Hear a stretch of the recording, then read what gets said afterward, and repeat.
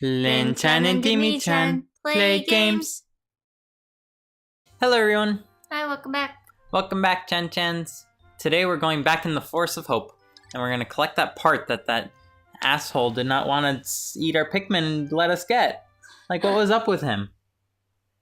Yeah, little thing. Complete side note. Have you ever noticed that in like movies or shows or any of that stuff, whenever there's like a kissing scene, someone always goes for the bottom lip? I like to call this the bottom lip conspiracy. Well, how else are you supposed to kiss? No. Someone has to get the bottom lip. That's the conspiracy. Because like the other they always person go. has to get No, the top lip. don't you go try and making sense out of this.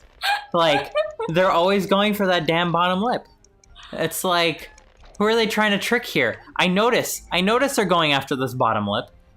They're not gonna get away with this. What am I doing with my like merry men of? What are you doing with your ranting about lip conspiracy? It's an issue. Well, tell me, how else are you supposed to kiss? I don't know, like straight on, top lip to top lip, bottom lip to bottom lip. Don't just like go and bite the bottom lip. But it's intimate. It's an intimate. Yeah, it's thing intimate. to do. But they do it in every single show. There's no variety. They always go for the bottom lip. But not everyone goes for the bottom lip. The girl doesn't always get the bottom lip. The guy doesn't always. But one of the two, bottom lip. Oh, because you only. Oh my god. You thought you were gonna hear the end of my bottom lip conspiracy. No, this is a conspiracy like no other. People like to conspire that people never went on the moon. That's all bullshit. People went on the moon, but the bottom lip, that's the conspiracy here. It's the Illuminati here. Oh my gosh! Do you know what woke me up this morning? The bottom lip dream.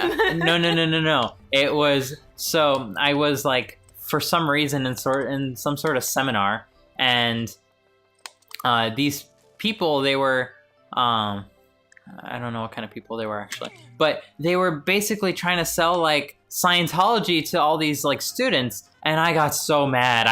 I like jumped out of my seat and started yelling at the guy that was giving the presentation. It's like, why are you like brainwashing all these people? You don't even understand what you're talking about. There's nothing correlating. You're just spreading fake news. I mean, like, oh my gosh. It got me so heated, and like I woke up in like anxiety because of the stupid Scientology thing. Scientology is bullshit. Don't believe in that shit. If you have any friends, like help them get out of it, because they actively try to keep people inside of that cult. And yes, it is a cult. They turn their people into slaves, and they brainwash them into thinking that there's no other way they can live other than through Scientology, and that's like complete bullshit. Yeah. Like I don't subscribe to that. There's a lot of documentary on YouTube that you can easily find about Scientology, and people who were in Scientology like thinking that it was for the greater goods, but then in the end their lives were ruined.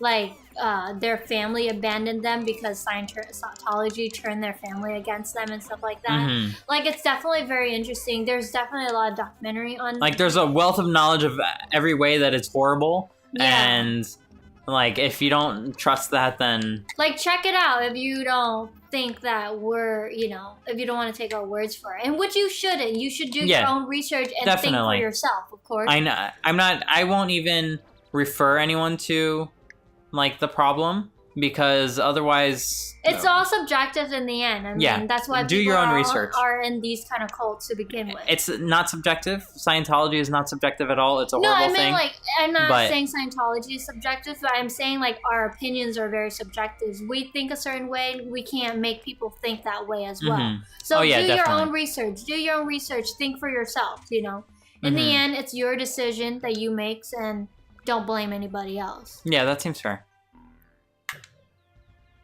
Come on, yellow guys.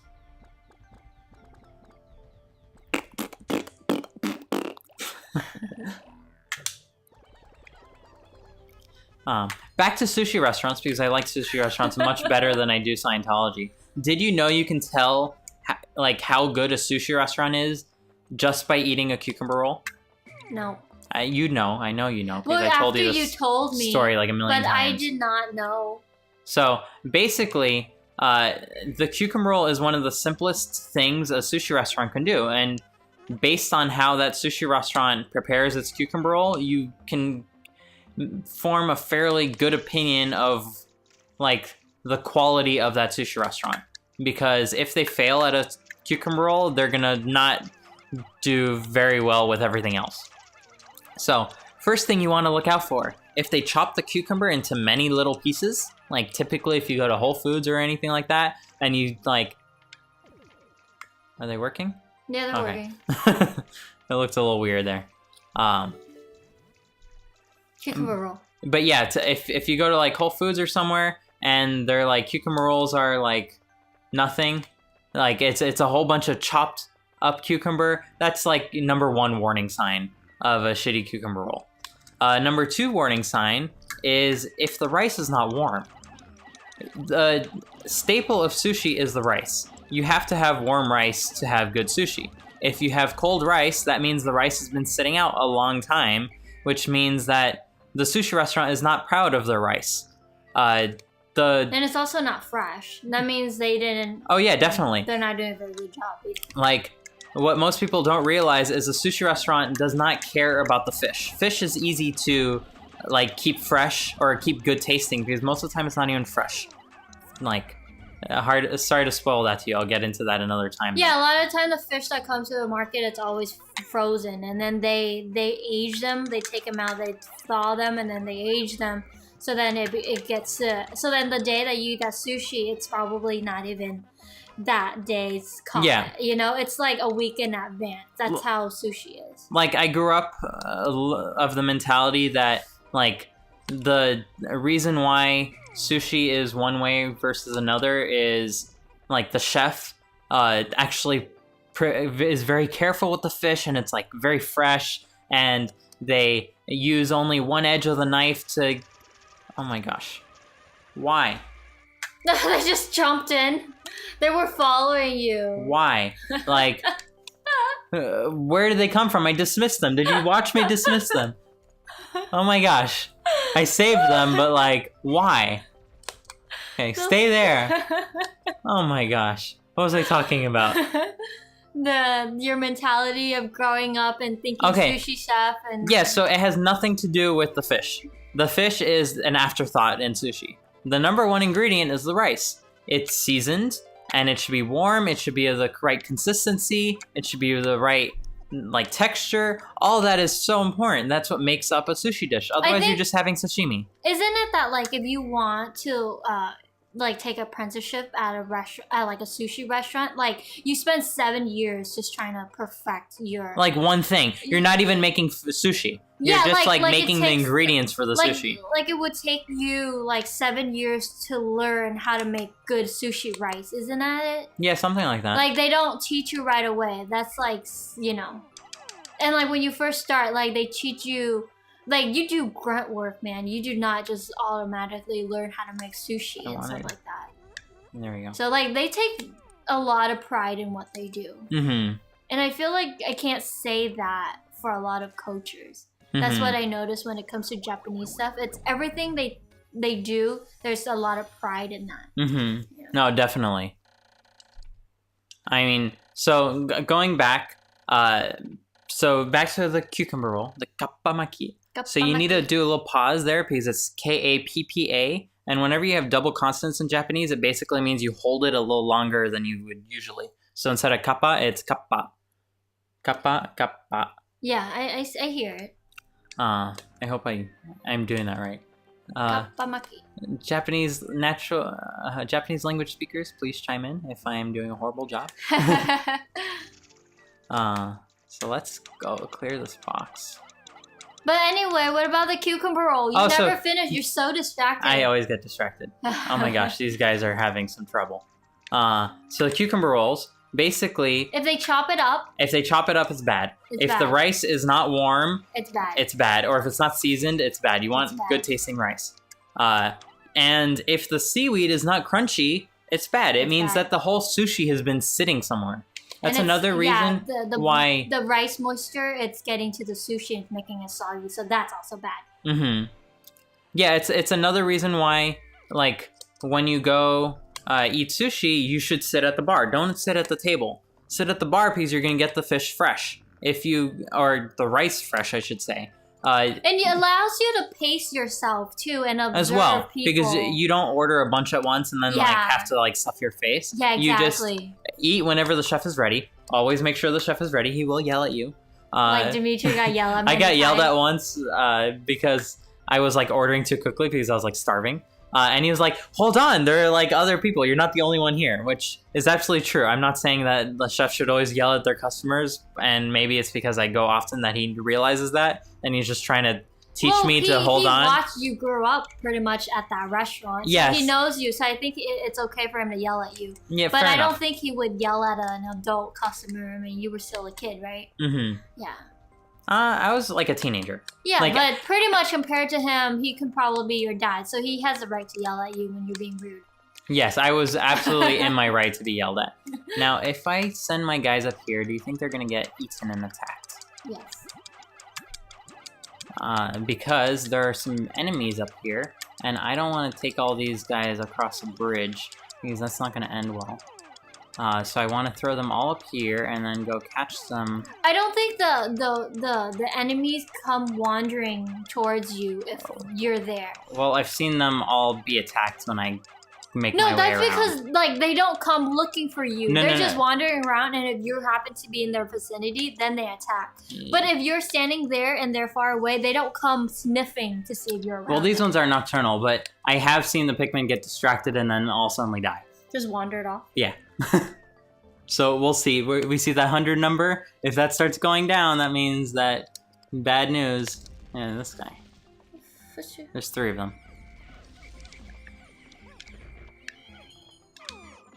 Oh, now they're being eaten. Now they're being eaten. Now they're being eaten. Yeah, so I want to wait until one of them is like burrowing up from the ground. So then they like, look, they attack his head like that, and they like destroy him in no time at all. So that's a tactic. Are you finished with your Kapamaki story? Yeah, mostly. So. Mostly? Oh my god. Oh my god. Or someone else's god. Where's the last one? Oh, of course, he comes later. Come on, go back in. Okay. So let's get this guy now. There we go. So he's getting lots of damage done to him, and he's like freaking out.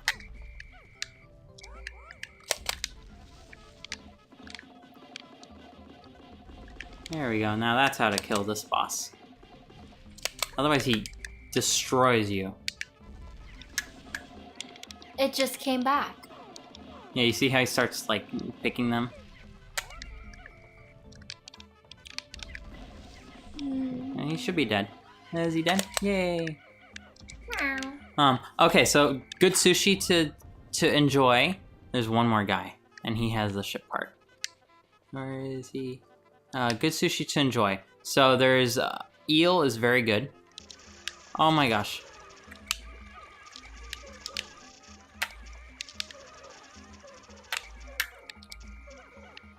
I somehow made it. They're so dumb. I just fell off the ledge. Do you think I can reach? No. Okay, I'll get that Maybe part. you get closer. Are there any more parts?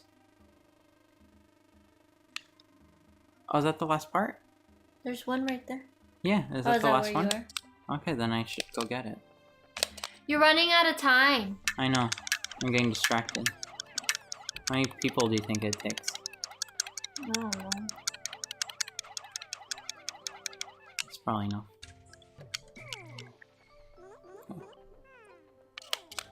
No, no, no, no, no, no, no, no, no, no. Go no, no, faster, no, no, no. run faster, move those If only little I can- legs. Move if only those I can little run. legs.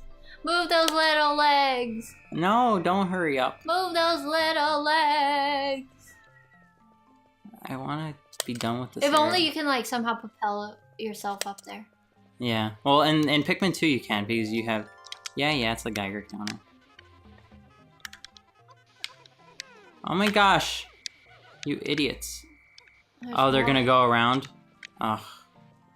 This is not gonna end well. Unless you lead them. No, they don't follow you. Maybe if I only do blue guys? Yeah. Okay, good. It's not gonna make it in time, but at least it's not gonna be a pain.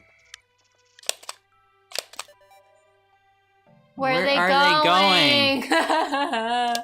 They're Oh my going the gosh. long way around. Just gather them.